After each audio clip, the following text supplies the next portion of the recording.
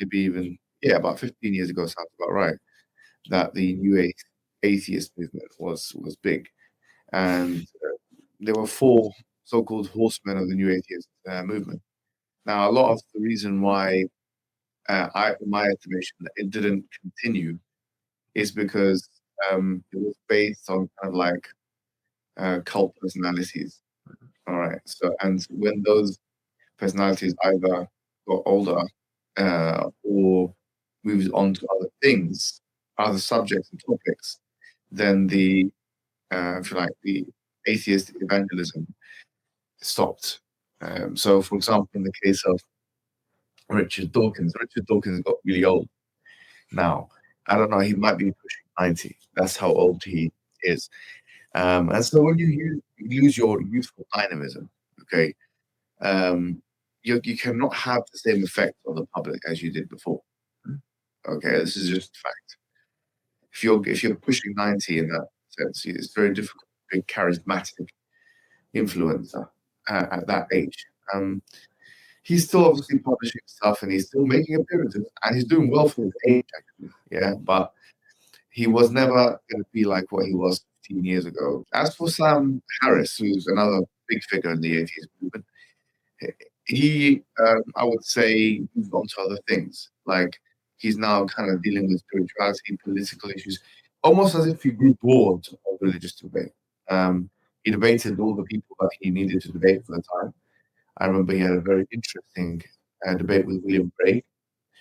And I think after that, he probably thought that, okay, I don't want to keep talking about this. I want to change the subject. Now, he wasn't as effective in other areas, frankly. People didn't really want to hear his opinion, especially on politics.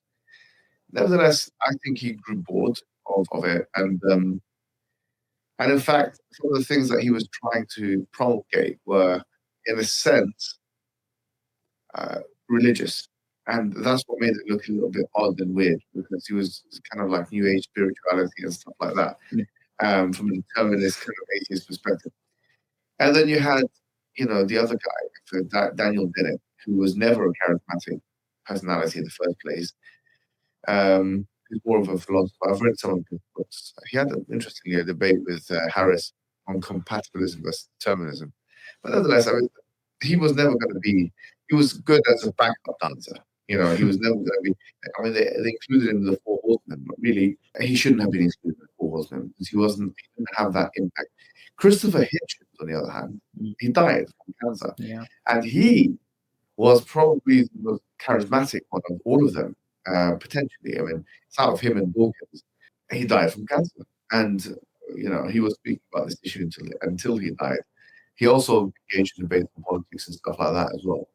And he wrote books just as the rest of them did.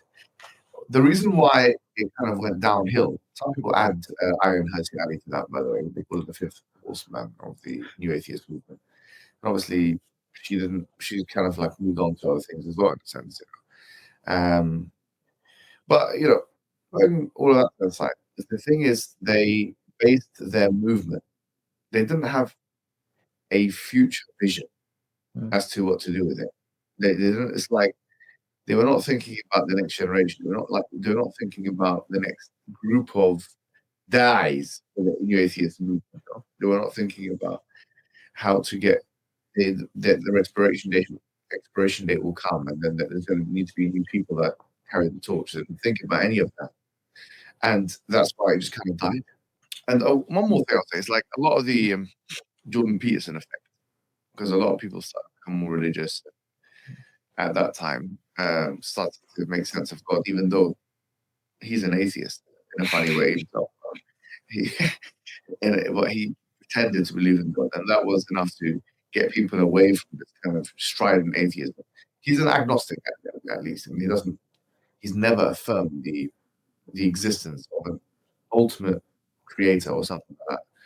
So he is, in my estimation, probably closer to Richard Dawkins than he'd like to admit.